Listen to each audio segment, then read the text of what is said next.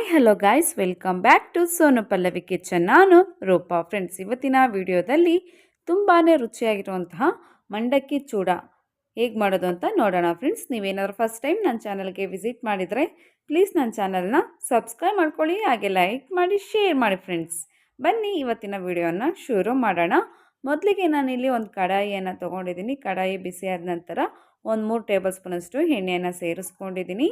ಎಣ್ಣೆ ಬಿಸಿಯಾದ ನಂತರ ಸ್ವಲ್ಪ ಕಡಲೆ ಬೀಜವನ್ನು ಸೇರಿಸ್ಕೊಂಡಿದ್ದೀನಿ. ಮೀಡಿಯಮ್ ಫ್ಲೇಮಲ್ಲಿ ಇಟ್ಕೊಂಡು ಫ್ರೈ ಮಾಡ್ಕೊಳ್ಳೋಣ.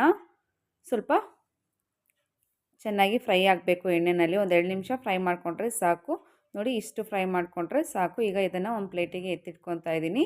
ನಂತರ ಸ್ವಲ್ಪ ಒಣಕೊಬ್ಬರಿಯನ್ನು ಈ ರೀತಿ ಕಟ್ ಮಾಡಿಬಿಟ್ಟು ಸೇರಿಸ್ಕೊಂಡಿದ್ದೀನಿ. ಸ್ವಲ್ಪ ಎಣ್ಣೆಯಲ್ಲಿ ಫ್ರೈ ಮಾಡಿಕೊಂಡು ಸೇರಿಸ್ಕೊಳ್ಳೋಣ. ತಿನ್ನುವಾಗ ತುಂಬಾ ರುಚಿಯಾಗುತ್ತೆ. ಹಾಗಾಗಿ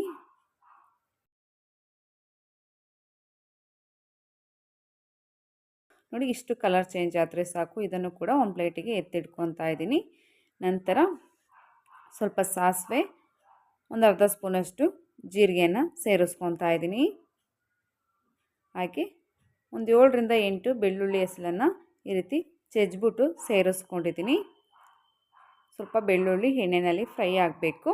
ಫ್ರೆಂಡ್ಸ್, ಹಾಗೆ ಎಲ್ಲರೂ ವಿಡಿಯೋನ ನೋಡ್ತಾ ಇದ್ದೀರಾ, ಆದರೆ ಸಬ್ಸ್ಕ್ರೈಬ್ ಆಗೋದನ್ನು ಮರೀತಿದ್ದೀರಾ. ದಯವಿಟ್ಟು ವಿಡಿಯೋ ನೋಡೋ ಪ್ರತಿಯೊಬ್ಬರು ಕೂಡ ನನ್ನ ಚಾನಲ್ನ ಸಬ್ಸ್ಕ್ರೈಬ್ ಮಾಡ್ಕೊಳ್ಳಿ ಫ್ರೆಂಡ್ಸ್. ಅದರಿಂದ ನನ್ನ ಚಾನಲ್ ಬೆಳೀಲಿಕ್ಕೆ ತುಂಬಾ ಸಹಾಯ ಆಗುತ್ತೆ. ನಂತರ ಇದಕ್ಕೆ ಸ್ವಲ್ಪ ಕಡಲೆಯನ್ನು ಸೇರಿಸ್ಕೊಂಡಿದ್ದೀನಿ. ಹಾಗೆ 2 ಕಡ್ಡಿ ಕರಿಬೇವನ್ನು ಸೇರಿಸ್ಕೊಂಡಿದ್ದೀನಿ. ಒಂದು 2 ನಿಮಿಷ ಫ್ರೈ ಮಾಡ್ಕೊತಾ ಇದ್ದೀನಿ. ಲೋ ಫ್ಲೇಮಲ್ಲಿ ಇಟ್ಕೊಂಡು ಫ್ರೈ ಮಾಡ್ಕೊತಾ ಇದ್ದೀನಿ. ಕರಿಬೇವನ್ನು ಚೆನ್ನಾಗಿ ಫ್ರೈ ಮಾಡ್ಕೋಬೇಕು. ನಂತರ ಒಂದು 1/4 ಟೇಬಲ್ ಸ್ಪೂನಷ್ಟು ಅರಿಶಿನ ಪುಡಿಯನ್ನು ಸೇರಿಸ್ಕೊಂಡಿದ್ದೀನಿ.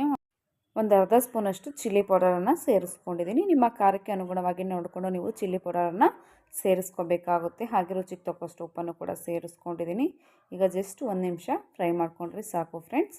ತುಂಬಾ ರುಚಿಯಾಗಿರುತ್ತೆ. ಸಂಜೆ ಟೈಮಲ್ಲಿ ಈ ರೀತಿ ಮಕ್ಕಳಿಗೆ ಮಾಡಿಕೊಟ್ರೆ ತುಂಬಾ ಇಷ್ಟಪಟ್ಟು ತಿಂತಾರೆ. ಹಾಗೆ ಕಾಫಿ ಜೊತೆ, ಟೀ ಜೊತೆ ಈ ರೀತಿ ಮಂಡಕ್ಕಿ ಚೂಡ ಇದ್ದರೆ ಇನ್ನೂ ಸ್ವಲ್ಪ ತಿನ್ನಬೇಕು ಅನಿಸುತ್ತೆ.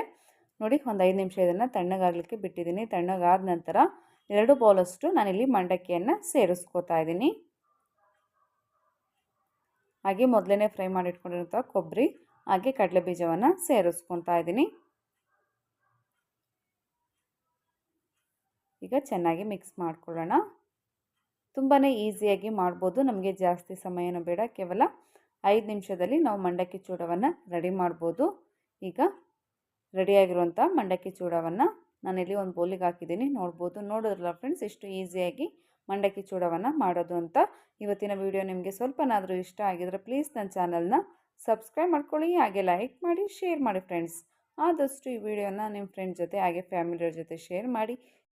ನೀವು ಕೂಡ ಮನೆಯಲ್ಲಿ ಟ್ರೈ ಮಾಡಿ ಟೇಸ್ಟ್ ಹೇಗಿತ್ತು ಅಂತೇಳಿ ಮರೆಯದಲ್ಲೇ ಕಮೆಂಟ್ ಸೆಕ್ಷನಲ್ಲಿ